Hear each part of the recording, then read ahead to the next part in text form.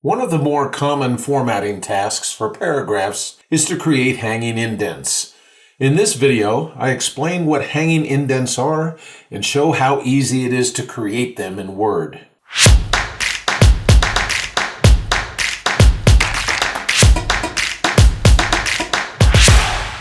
Hanging indent is a typographical term for a paragraph in which the first line is not indented, but subsequent lines in the paragraph are indented. Typically, hanging indents are used for numbered and bulleted lists, but they can have a lot of other uses as well. I want to show you 3 or 4 different ways that you can create your hanging indents. One easy way to do that is to use the ruler right up here. I'm going to make sure that my insertion point is within the paragraph that I want to affect. That's the second paragraph right down here. And notice up here that there's 3 little controls that are at the left side of the ruler. I'm going to grab this bottom upward pointing one. It says left hanging indent right there. And now I'm going to click on it and drag it to the right. And look what happens with that paragraph within the document. Where I release it, that's where the hanging indent is. Notice I also move this to the left. I'm going to move that right back there. Now I have a hanging indent right here, and it's indented this amount of space within this particular paragraph. And I've got the hanging indent that I want. I'm going to press Control Z a couple of times to undo my change there, and I'm back to normal within that paragraph. If I want a very precise way of controlling the hanging indent, then all I have to do is, again, make sure that that insertion point is within the paragraph. And here on the Home tab of the ribbon, I'm going to click this little icon at the bottom of the paragraph group, and it displays the paragraph dialog box. Now all that I have to do is right here with the special option, I'm going to create a hanging option. And notice that it sets this to 1/2 inch automatically, but I can control this and set it for just about anything that I want.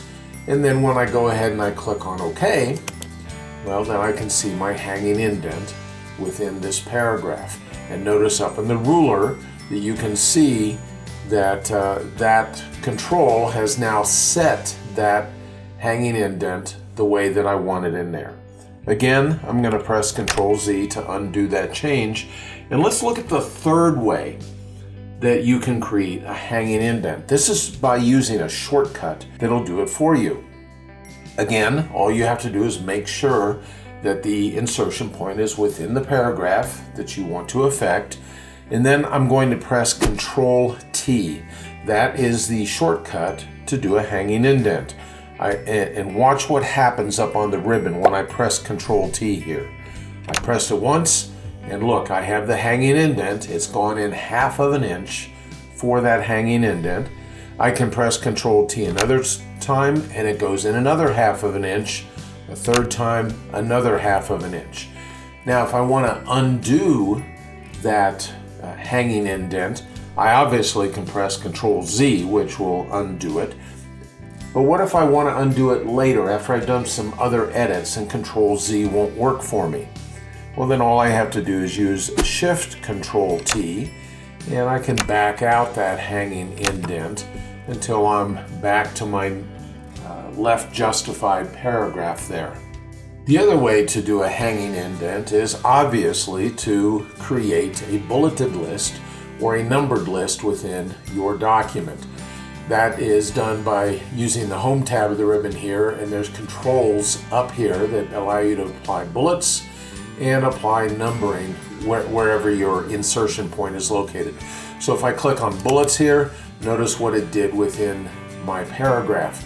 It indented the whole paragraph, but that first line is a hanging indent. Again, you can tell that by looking at the ruler up here. You can see that that hanging indent control is a little bit further to the right.